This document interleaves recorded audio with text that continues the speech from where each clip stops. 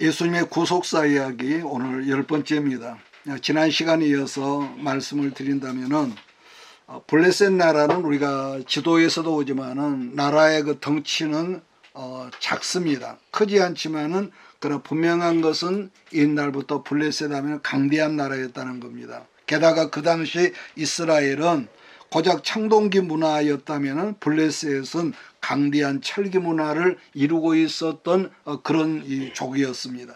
그처럼 강대한 힘을 가진 나라가 블레셋이었기 때문에 사사시대나 사울이 왕으로 올라온 왕정시대, 아니 다윗이 왕으로 올라올 때까지는 언제나 이스라엘을 지속적으로 괴롭히는 나라가 블레셋이었다고 지난 시간에 제가 말씀을 드렸습니다. 그래서 하나님은 그러한 걸 다 아셨기 때문에 고센이라는 곳, 곧 애굽의 남세대에서 곧바로 가나안 땅으로 올라가면은 지극히 짧은 거리의 땅의 길이었지만은, 그리고 또 한 가지는 그 길이 너무 가깝고 평탄하고 빠르다는 걸 아셨다는 거죠. 얼마나 가깝냐면은 우리가 신명기를 보면 일주일이면은 올라갈 수 있는 그런 짧은 거리라고 성경 말씀하죠. 그런데 하나님은 그처럼 쉽고 빠르고 빠른 길로 인도하지 않고 어디로 인도하셨느냐 하면은 정말 엉뚱한 길, 홍해길이 있는 광야길로 그들을 인도하셨다고 성경은 말씀합니다. 그래서 실제로 그 현장을 답사했던, 여러분 보았는가요? 김승학이라는 그 미국 재미교포가 기록한 이 떨기나무라는 책을 보면은요, 잠수보를 통해서 홍해바다를 들어갔더니 옛날 여러분 수천 년 전에 있었던 수많은 수레바퀴들과 그런 것들이 있었다는 기록과 사진을 제가 본 적이 있습니다. 여러분의 애굽은 옛날에나 지금이나 세상을 상징한다면 가나안 땅은 천국을 상징한다는 말을 여러분 기억할 줄 압니다. 그런데 하나님은 우리가 예수를 믿자마자 곧바로 가나안인 천국으로 들어보내는 경우는 한 번도 없지요. 왜냐하면 하나님은 약속한 천국에서 영광과 상급을 주기 위해서 반드시 당신의 택하신 민족과 백성들과 종들을 육신으로 살아가는 이 세상에서 훈련을 시키는데, 그냥 그 사람이 훈련을 하나님 말씀 안에 잘 받았는지 잘 받지 않았는지를 보시고 난 다음에 상급을 주시겠다고 하셨다는 거죠. 그런 점에서 여러분 이 세상에 수많은 예수 믿는 사람이 이 땅에 있지만은 그래서 단 한 사람도 훈련하는 어디입니까? 현장인 광야 생활이 없었다고 생각하지 말라는 것이죠.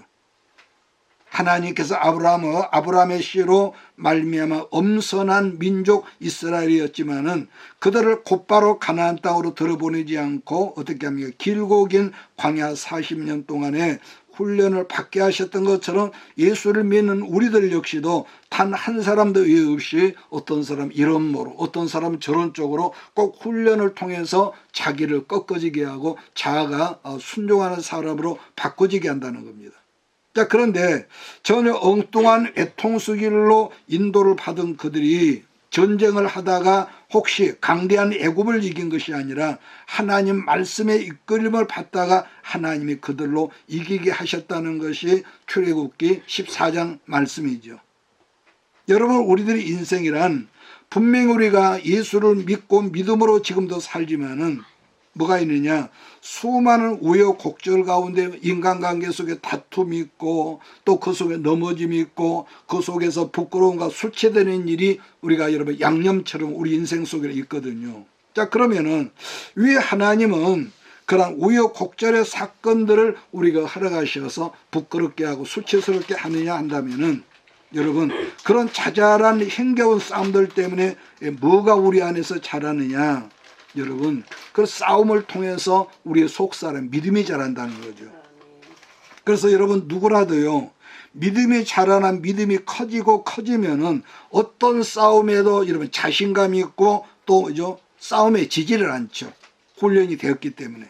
그러나 똑같은 사람들은 믿음이 고장나고 믿음이 자라지 않으면은 사실 생각이 별것도 아닌 시시한 그런 싸움에도 늘 넘어지고 그것이 아니라 가면서도 그런 문제만 오면은 자빠지고 허우적거린단 말이에요. 그런 점에서 구약은 제사를 드릴 때 고관 대작이나 그런 부자들은 반드시 어떤 제물을 드렸었냐면은요, 큰 제물 뭡니까? 황소를 드리겠습니다.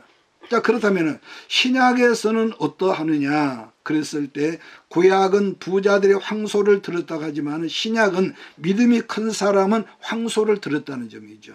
그런 큰 재물. 그러나 믿음이 작은 사람이나 믿음이 없는 사람들은 그 사람 지금 아무리 큰 부자라고 할지라도 황소는커녕 염소 새끼 하나도 바들바들 거렸다는 것인데 그 좋은 애가 누굽니까? 사도행전에 아나니아하고 삽비라 부부거든요. 그래서 사도 바울은 그런 연고로 고린도후서 9장 7절에서 어떤 말씀을 했냐면은 각각 그 마음에 정한 대로 할 것이요 인색함으로나 그 다음에 또 억지로 하지 말지니 하나님은 즐겨내는 자를 사랑하시느니라 이런 말을 했습니다. 그러니까 이 말씀이 어떻게 보면 신약의 헌금 규례라고 말할 수 있을 것입니다. 자, 전혀 다른 말 같겠지만 우리가 예수 안에 있다 할지라도 그래서 하나님은 여러분 우리가요 은사를 받았다든지 아니면 재물을 많이 받았다든지 그래서 이 헌금이나 여러 가지 우리가 관계 속에서요 계속 하나님은요 그냥 내버려 두는 것이 아니라 훈련을 시키는 거예요. 훈련. 이스라엘은 지난 400년 동안에 하나님의 보호 아래 애굽이란 못자리에서 있었지만 그렇다고 그들을 곧바로 가나안 땅에 들어가도록 여러분 허락하지 않았다는 겁니다. 왜냐하면은 하나님의 자녀요 하나님의 백성이고 그래서 가나안 땅에 들어가서 살 수 있도록 먼저 그들을 다루셨고 광야에서 이 말씀으로 사는 법을 훈련하셨다는 것. 그래서 람세대에서 곧바로 가나안 땅으로 인도하면은 아까 말씀드린 대로 너무 쉽고 너무 빠른 길이었지만은 그들의 가는 길을 돌려서 엉뚱한 길 홍해길로 광야길로 인도하셨다는 말씀입니다.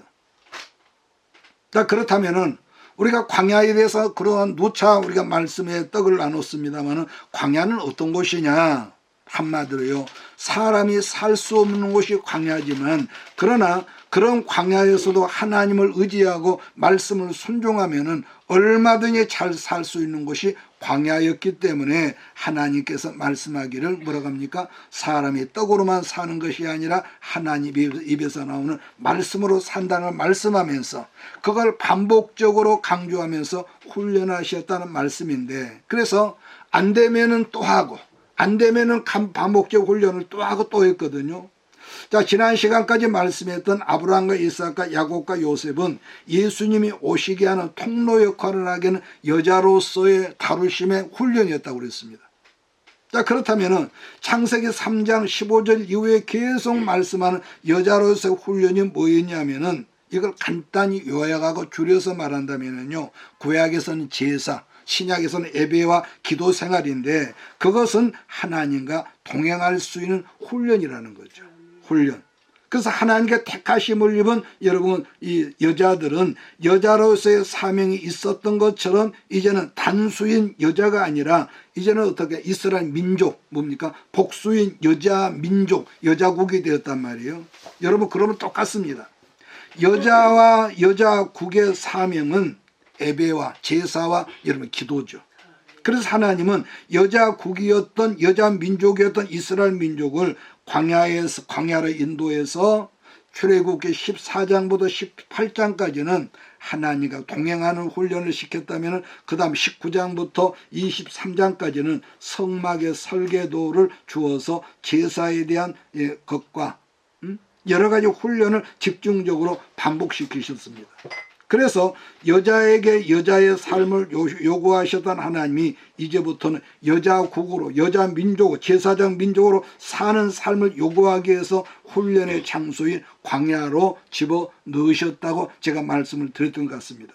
그 첫 번째 훈련이라고 하는 것은 하나님과 동행해라고 할 수가 있는데 동행의 목적은 뭘까요? 동행이 되려면 부부간도요. 자기가 너무 강하면은요. 동행이 끝까지 안 되죠.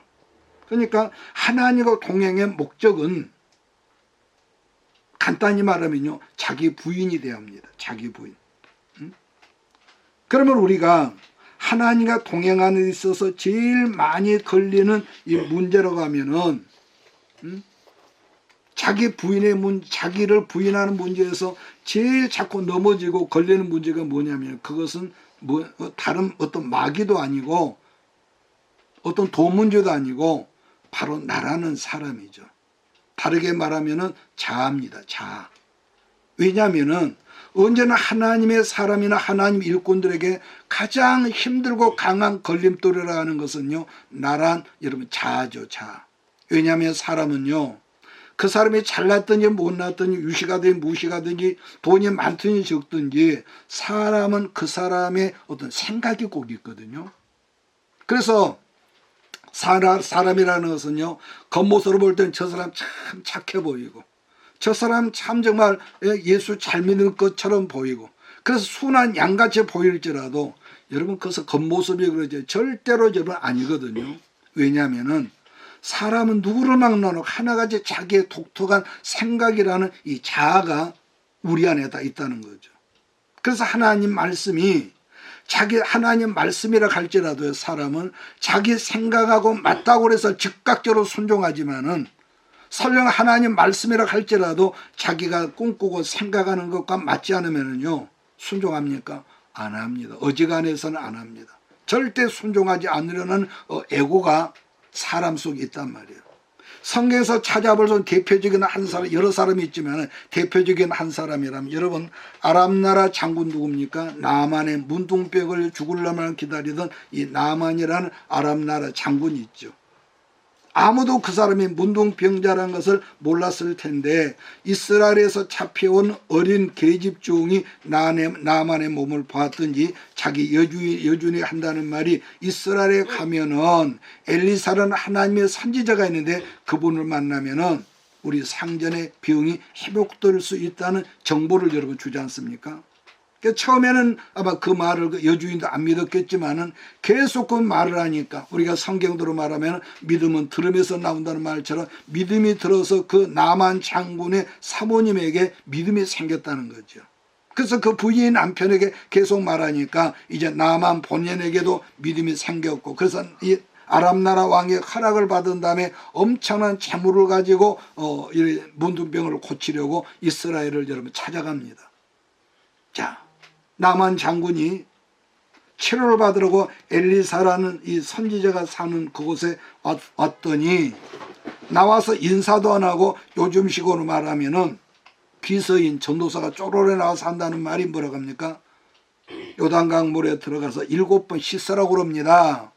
그랬을 때 여러분 우리가 그랬더라가 아니라 그 배경과 그 상황을 여러분 생각해 보십시오. 나만은요 아람나라 2인자 아닙니까? 그 나만 이 대장군의 혈기가 얼굴에 나타나고 그래서 화가 나니까 씩씩거리는 그 화난 음성이 우리가 말씀을 보면요 그 들리는 것 같아요. 한번 찾아볼까요? 열왕기하 4장 10절입니다. 열왕기하 4장 10절.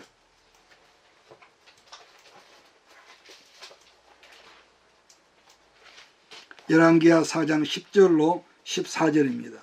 제가 읽은 성경은 개혁성경입니다만 같이 참고 삼아 있기를 바랍니다. 열왕기하 4장 10절 14절까지 시작. 청하건대 우리가 그를 위하여 그겁니까? 열왕기하 4장 10절? 10절이요? 예. 엘리사가 사자를 저에게 보내요. 그게 아닌가요? 청하건대가 맞는데요. 읽으세요. 시작. 청하건대 우리가 그를 5장 10절이에요. 5장 10절이요? 아이고 내가 실수했고. 5장 10절. 열왕기하 5장 10절 시작. 엘리사가 사자를 저에게 보내어 가로되 너는 가서 요단강에 몸을 7번 씻으라. 내 살이 여전하여 깨끗하리라 하는지라. 나만이 노하여 놀라다며 가로 내 생각에는 내게로 나서서 그 하나님 여호와의 이름을 부르고 내 손을 그 부위에 흔들어 나병을 고칠까 하였더라. 다메섹강 아마나와 바로바는 이스라엘 모든 강물보다 낫지 아니하냐. 내가 거기서 몸을 씻으면 깨끗하게 되지 아니하려 하고 몸을 돌이켜 hun한 모양으로 떠나니 그 종들이 나와서 말하여 가로되 내 아버지여 선지자가 당신을 명하여 큰 일을 평치 아니하였으리까 하물며 당신의 이르기를 씻어 깨끗하게 하라 함이리까.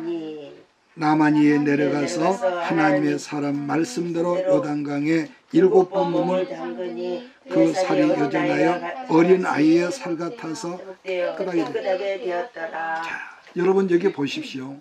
나만이 지금 뭐라고 했느냐.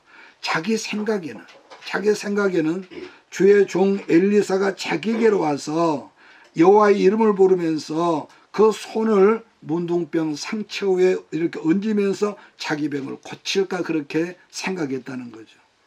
더 기가 막힌 것은 요단강 물에 7번이나 들어갔다가 나오면 깨끗한 몸이 된다는 그 말을 듣고 나만이 얼마나 열을 받았더니 분한 모습으로 그 자리를 떠나려 했다는 거죠. 왜냐하면 자기 나라는 아까 아바나강 여러 강 큰 강이 몇에 있다는 거죠. 그러니까 자기 고국의 고향의 강에 비하면은 강물도 아주 작을 뿐더러 물도 구정한 이 더러운 물 같았다는 거. 그랬을 때 나만 장군 곁에 아주 훌륭한 여러분 보좌관이 있었다는 것인데 하나님의 사람이 더 큰 일을 명하였어도 행하지 않았겠습니까 하면서 고작 요단강 물에 7번 들어갔다 나오라는 그 말을 못할 이유가 뭐냐고 그랬더니 비로소 나만 장군이 자기 생각을 내려놓고 7번 들어갔다 나오니까 어떻겠습니까? 정말로 그 말이 자기 피부가 깨끗한 어린아이처럼 그렇게 해졌다고 그랬습니다. 여러분 그래요. 사람이란요. 자기가 알고 있는 그 사람이 뭔가를 많이 알고 많이 가졌고 많이 배웠다는 사람일수록 특징이 뭐냐. 자기가 알고 있는 지식이나 상식이 많으면 많을수록 자기 주관적인 생각이 곧 에고라고 그걸 하는데 그게 무너진다는 게 절대로 말처럼 쉽지가 않다는 겁니다. 그러므로 여러분이나 나 박 목사도 이 자아를 무너뜨리는 것을 늘 생각하면서 어느 순간에 이것이구나 하면서 그 훈련에 통과할 수는 우리가 돼야 할 줄 믿습니다. 자, 그렇기 때문에 하나님의 택하신 여자인 통로로서 기본적인 삶이라는 건 아까 그랬습니다. 예배하는 삶, 기도하는 삶과 제사하는 삶이라고 제가 그랬지 않습니까?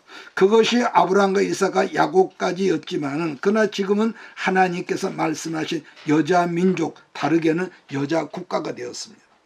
따라서 이제는 여자국의 공동체로 말씀에 순종하도록 훈련시키기 위해서 가깝고 신 기울이 있었지만은 의도적으로 하나님께서 광야로 이끌어 들어가도록 했다는 거죠.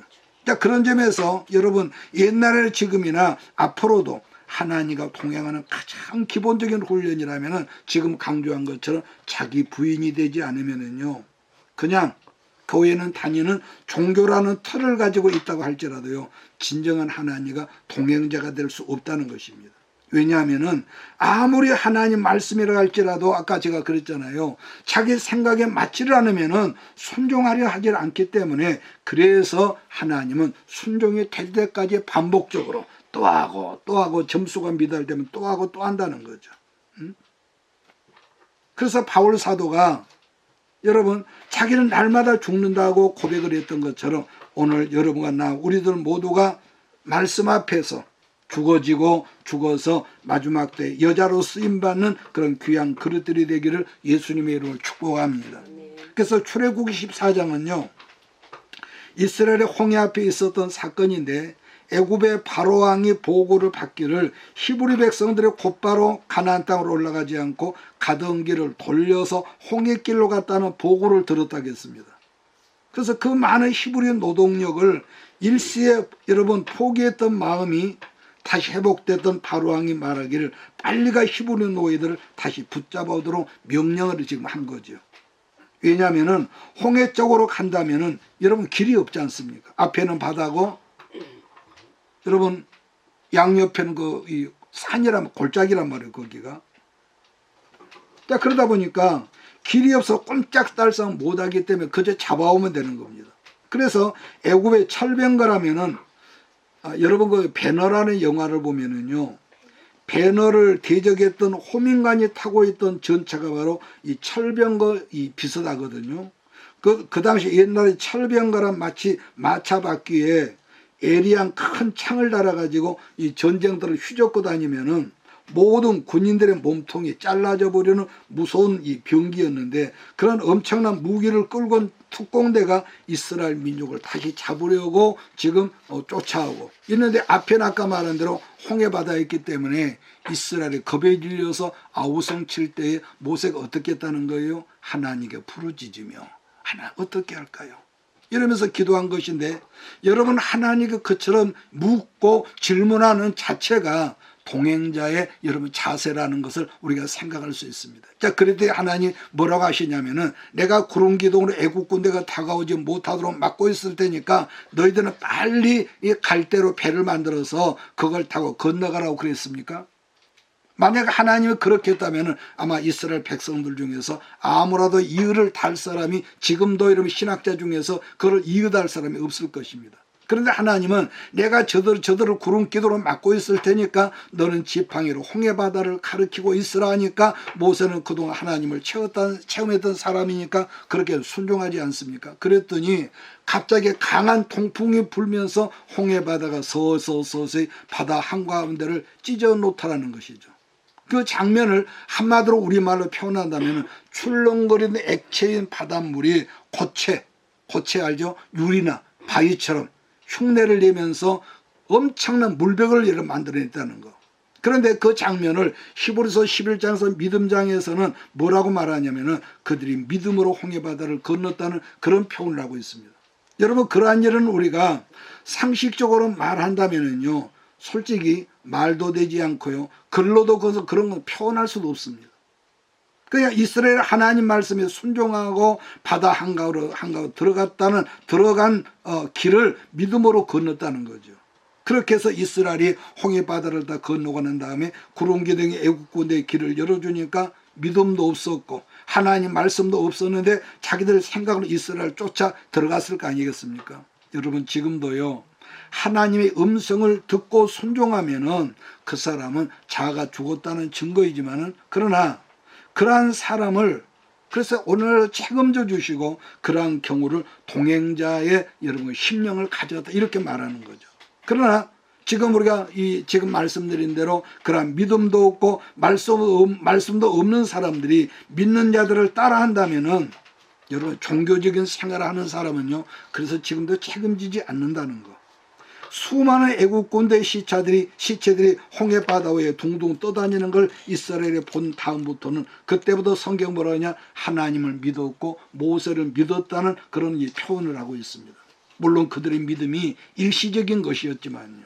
그 다음 두 번째 문제는 출애굽기 14장으로 이스라엘 하나님 말씀을 순종하고 홍해를 건넜고 이제는 수르라는 광야길을 무려 3일 길을 걸었는데 이제는 문제가 뭐냐 마실 물이 없는 거예요.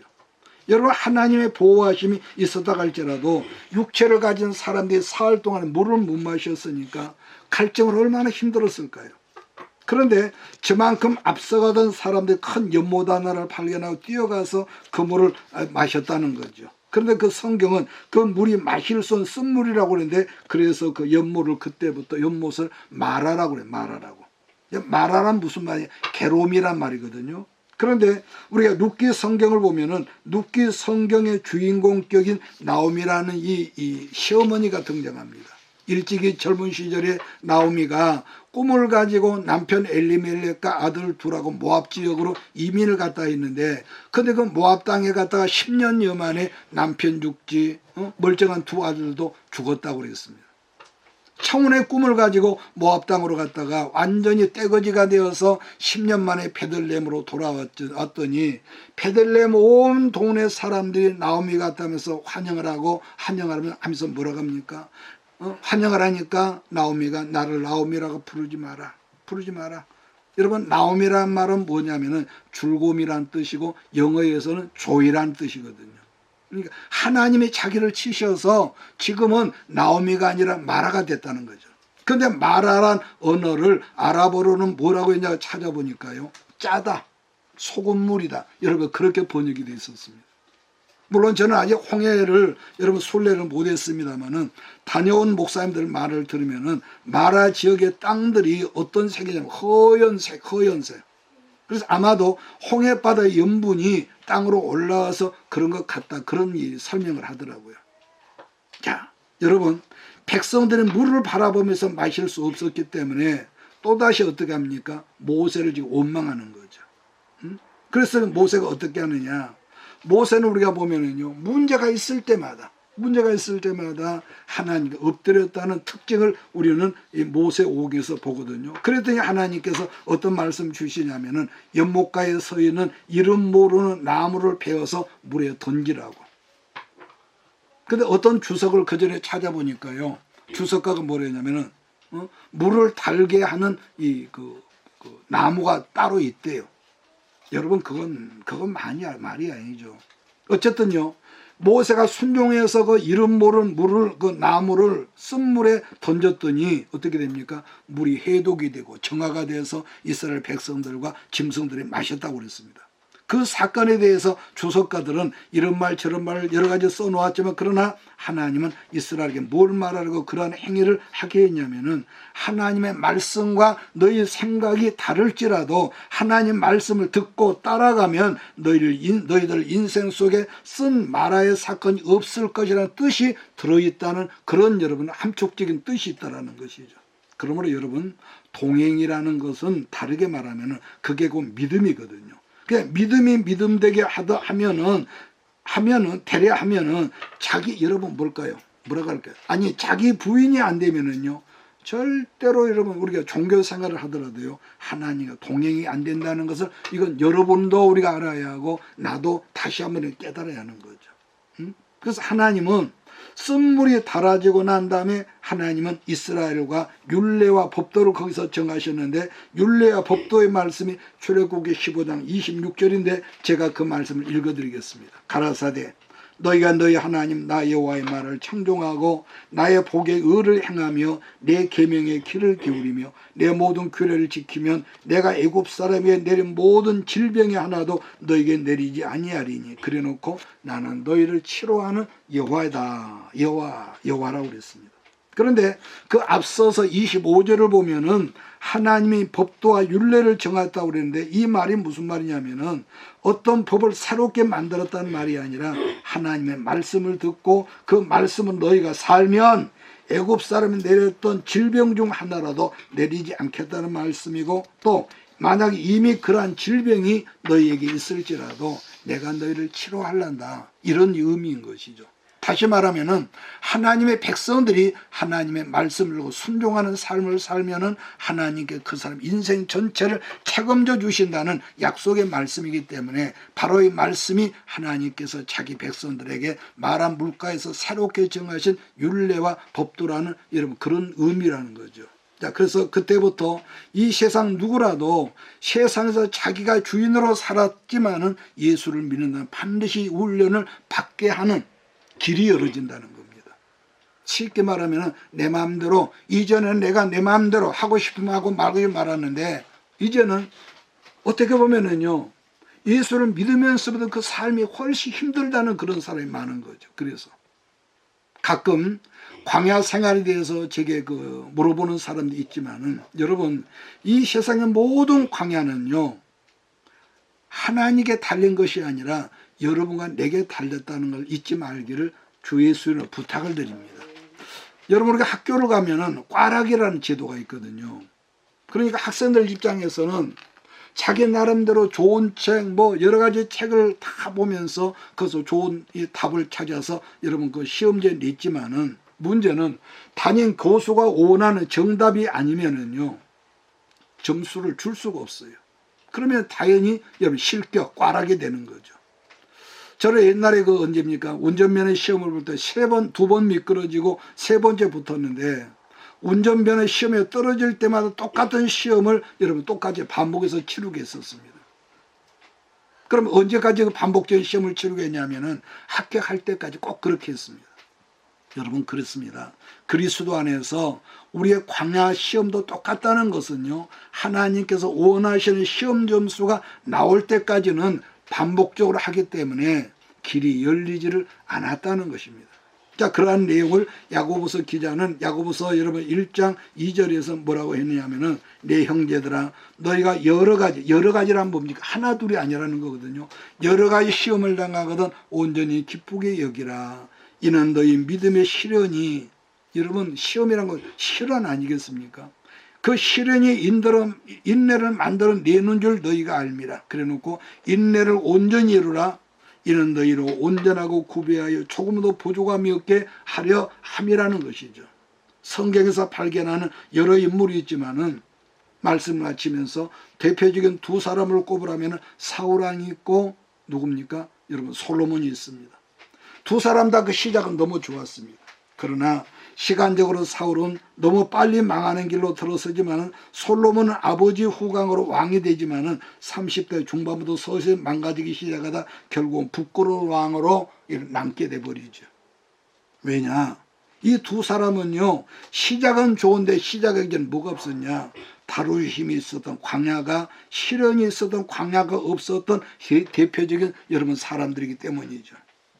그러니까 세상의 이 속된 표현으로 그 사람의 팔자가 사나워서 길이 뭐 어렵고 뭐 돈이 어렵고 강야 기간이 길었던 것이 아니라 아까 그랬죠. 여러분과 나 그 사람의 삶의 태도 여하에 따라서 광야가 길어지기도 하지만 반면에 아주 짧아지기도 한다는 겁니다. 이 말씀이 여러분 알아들어지길 바랍니다. 그러니까 자 부끄러운 간증을 제가 또 할 거 있습니다. 나 같은 사람은요 사실 부끄럽거든요.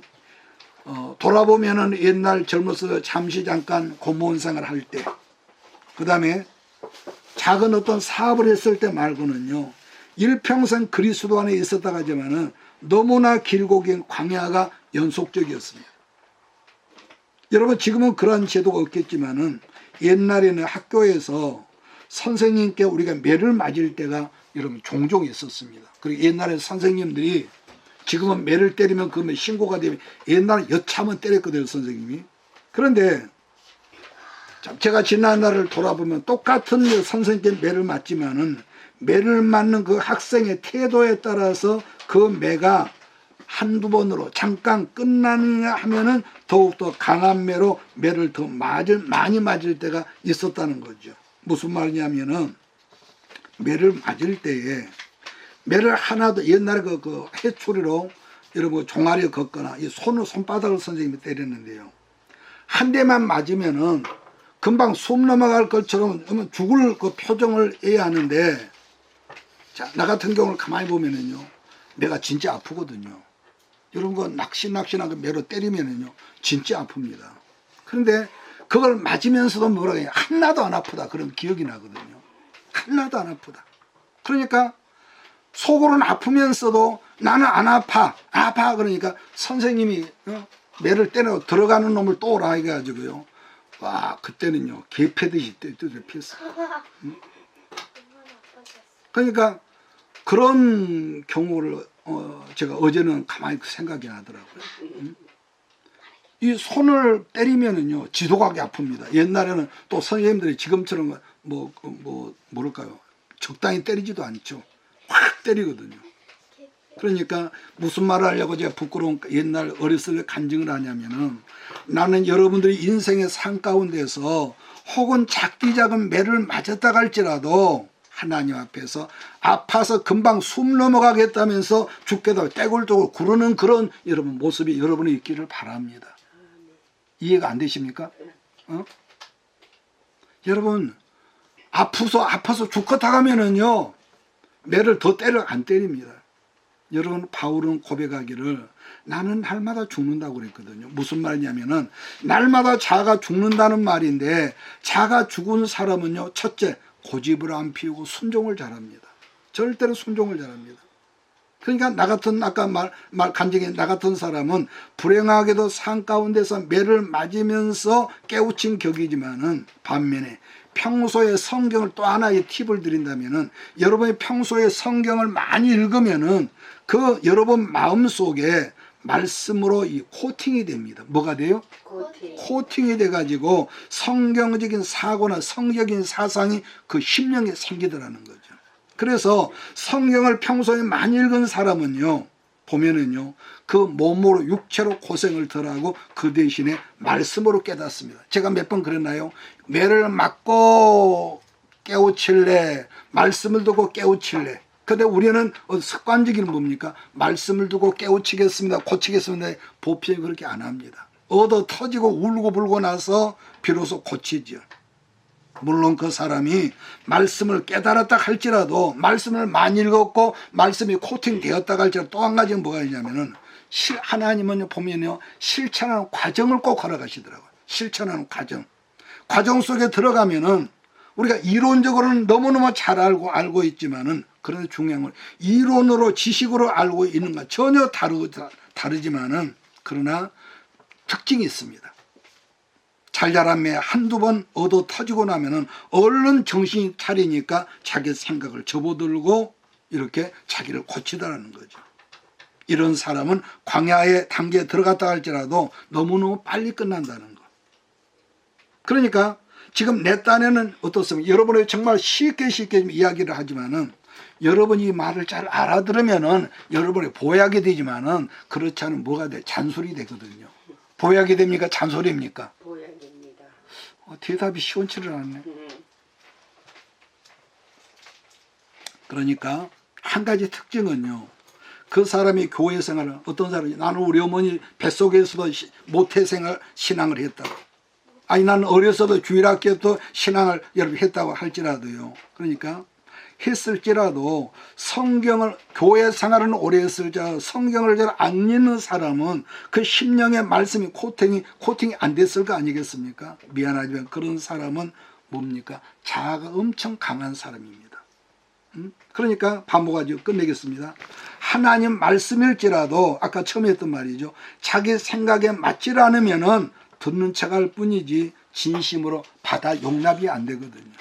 그래서 언제가 성령께서 아마 그 수년 전에 그런 말씀을 내게 했던 것 같아요. 얘는 뭐냐, 종아, 사람 좋은 거다고 믿음 좋은 거다고는 하늘과 땅 차이다.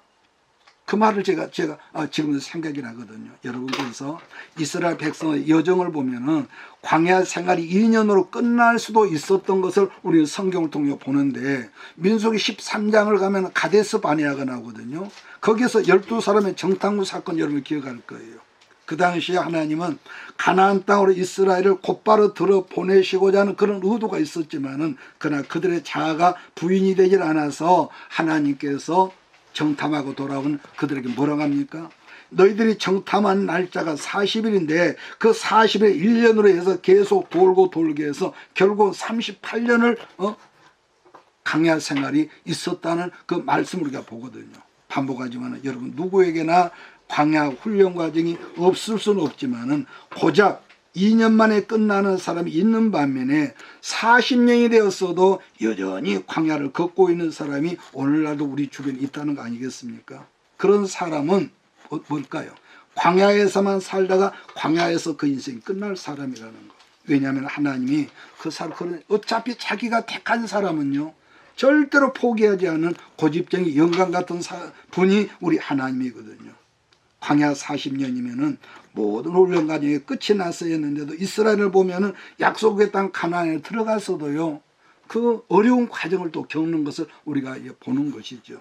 그래서 우리는 성경을 그대로 지식으로 보고 지식으로 듣는 것이 아니라 이 말씀이 옛날에 있었던 말씀이 아니라 오늘날도 얼마든지 이런 과정은 똑같이 우리에게 적용된다는 여러분이 아멘으로 받으시고 항상 말씀으로 동행하는 여자적인 삶을 승리하는 그런 삶을 살게 되기를 예수의 이름으로 축복합니다. 아멘. 기도하겠습니다.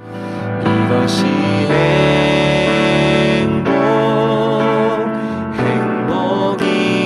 행복이라고 세상은 알 수 없는 하나님 선물 이것이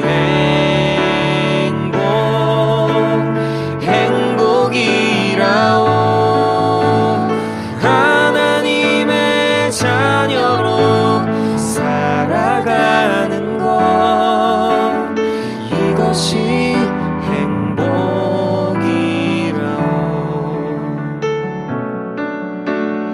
이것이